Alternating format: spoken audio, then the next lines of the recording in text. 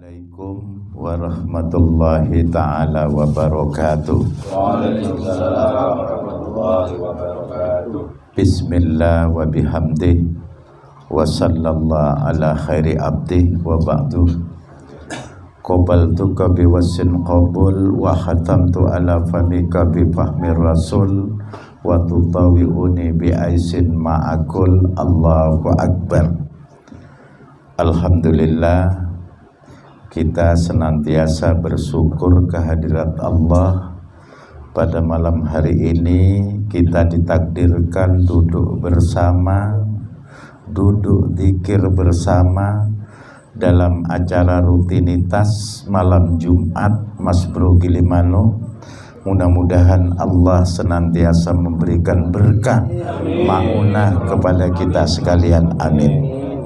Sholawat dan salam senantiasa tercurah limpahkan pada baginda kita Nabi Muhammad Nabi Sallallahu Alaihi Wasallam.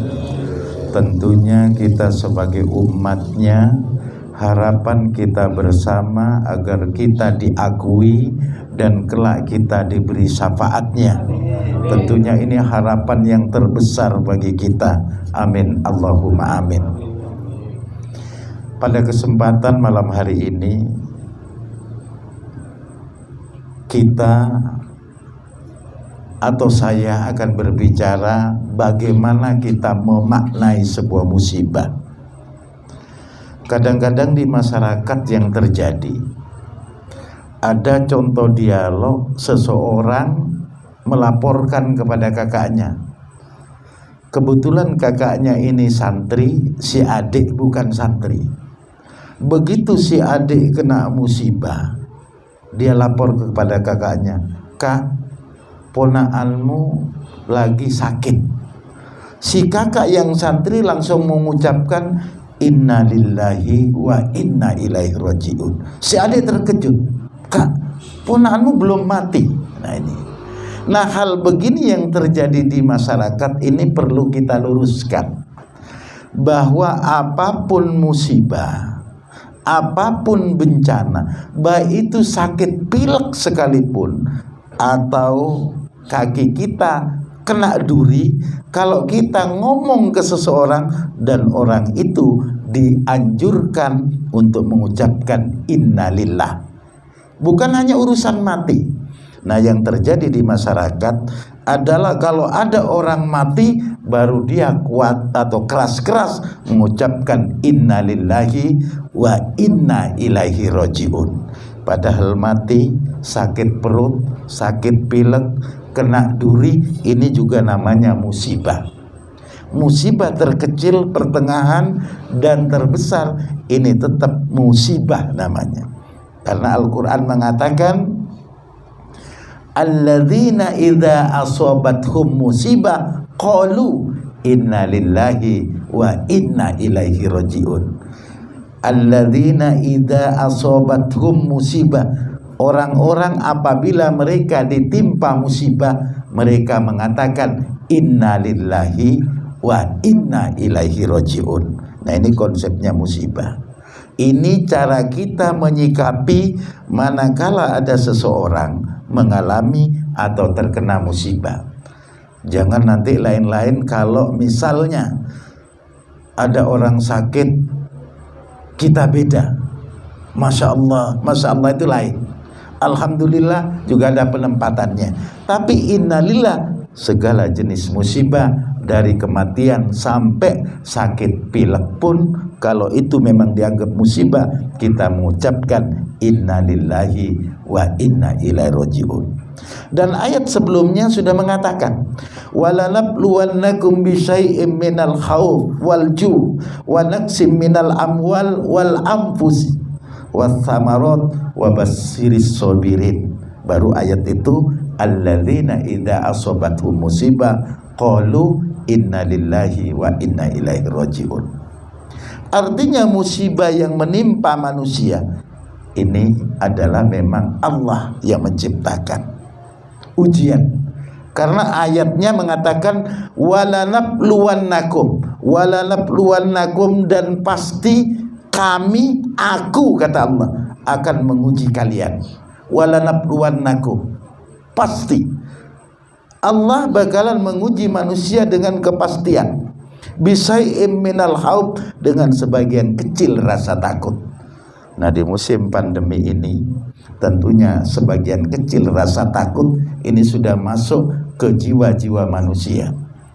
Kadang-kadang hidung dan mulutnya sudah pakai masker, rumahnya juga dimaskeri. Maksudnya rumahnya dimaskeri, kalau ada tamu ditolak. Anaknya disuruh keluar, bilangi bapak tidak ada. Nah, ternyata si tamu itu ditolak datang. Setelah tanya tetangganya, nyopo kok tamunya mau ditolak?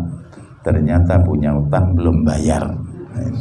Ini rumahnya dimaskeri di musim pandemi karena dua utang orang bayar. Sebagian rasa takut yang terjadi di pandemi COVID-19 ini banyak terlalu lebay, terlalu berlebih-lebihan. Kita tetap mengikuti program pemerintah, itu wajib. Karena kita ikut di pemerintah, kita ini bangsa Indonesia, ikut prokes kesehatannya pemerintah ini wajib. Jangan melanggar. Tapi ketakutan berlebihan ini justru penyakit. Kalau sedikit-dikit takut, ketemu orang takut, begini takut, akhirnya ketakutan ini menjadi hal yang menentukan imunnya jadi turun, akhirnya lemah, lama-lama ditakdir kena virus, lama-lama yo mati karena ketakutan itu sendiri.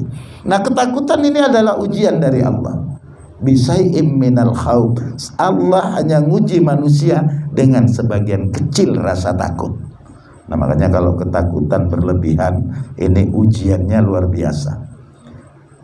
Kalau sudah ketakutannya tidak ada, artinya kita tetap takutnya kembalikan kepada Allah. Kan ada ikhtiar, ada usaha, ada tawakal.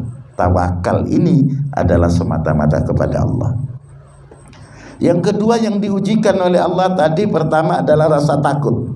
Yang kedua walju, rasa lapar. Nah, rasa lapar ini kadang-kadang merasa kurang, takut tidak makan.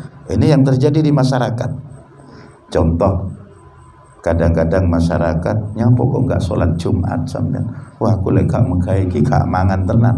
Begitu hilang pekerjaan itu gak makan betulan. Karena apa? Dia sudah ngomong, aku lek gak megai iki, ya aku orang mangan.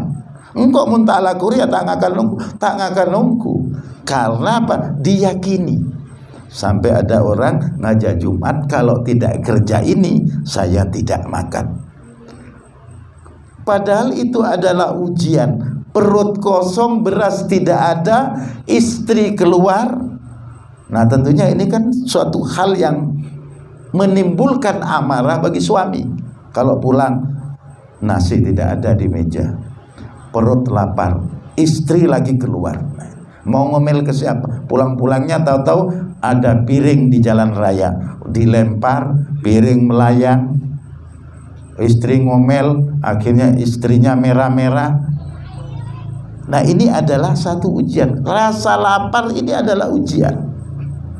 Tetap kita berupaya, apalagi orang biasanya yang kekurangan beras atau lapar atau kekurangan apa saja yang sifatnya kelaparan ini kadang-kadang gampang mengeluh ke tetangga. Ini tidak boleh. Rasa mengeluh ini harus ujiannya kembalikan. Caranya mengeluh, inna lillahi wa inna ilaihi rajiun. Kita ini dari Allah, asalnya dari Allah, akan kembali kepada Allah. Kita ini punya karena anugerah Allah. Begitu kita miskin juga diambil oleh Allah. Karena itu titipan. Begitu yang nitip ngambil, terserah yang menitipkan, enak. Makanya konsep innalillah ini adalah mengembalikan semua kepada Allah. Jadi kita tenang. Wa naqsim minal amwal. Wa naqsim minal amwal ini maknanya adalah kekurangan harta. Kita siang malam kerja, pagi berangkat, petang pulang langsung tidur, pagi berangkat sampai tidak kenal tetangga. Hidup nafsi-nafsi ala kota, padahal hidupnya di desa karena mengejar harta. Sementara dia berupaya tapi nggak kaya-kaya. Nah, sehingga terus berupaya, padahal harta yang barokah ini dari Allah. Harta boleh dicari maksimal, silahkan, tapi jangan lupakan yang punya harta adalah Allah.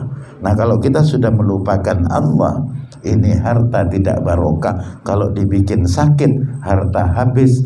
Yang kaya rumah sakitnya, kita kembali miskin, ngulang. Ya kalau sehat kembali. Kalau lumpuh, kalau stroke, apa yang dicarikan malah menghabiskan. Nah, ini tentunya kita dalam kekurangan harta ini kita berupaya tetap mengingat Allah dengan bacaan-bacaan zikir, kerja yang semangat, zikirnya yang kuat. Ini tentunya. Wal ampusi, pada diri ini ada ujian juga. Allah nguji pada diri kita dengan sebagian kecil. Misalnya kurang tenang, ini ujian. Stres, ini ujian juga. Bingung, atau kadang-kadang diam-diam melengok. Apa melengok? Bengong. Makanya duduk di balai, karena terlalu sering duduk di balai, yang dijuluki balai bengong, karena dia sering bengong-bengong di sana. Nah, ini juga ujian untuk diri. Kalau kita melupakan Allah, tidak kembali kepada Allah untuk ingat, ini akhirnya cuma diem. Syukur kita tidak nyanyi sendiri. Kadang-kadang di jalan ngelihat batu mesem, ngelihat mobil lewat mesem, jarine tonggone, aduh koncoku wis gendeng saiki, gara-gara stres. Nah, di sini ini kita kembalikan kepada Allah dengan cara banyak mengingat Allah, kayak zikir tadi, istighfar, ya banyak baca sholawat. Kalau dunia dikejar sampai kiamat, kita tidak akan sempurna. Yang sempurna itu cuma rumusnya di kesehatan. Manusia yang dikatakan sempurna di kesehatan, kalau ditambah satu, susu. Kalau tidak ada minum susu, dikatakan 4 sehat tok. Tapi kalau ditambah susu 1 gelas, jadi 4 sehat, 5 sempurna. Itu hanya di segi kesehatan. Nah, makanya kalau ada diri stres, kembali kepada innalillahi wa inna ilaihi rajiun, bahwa kita ini dari Allah, kembali ke Allah.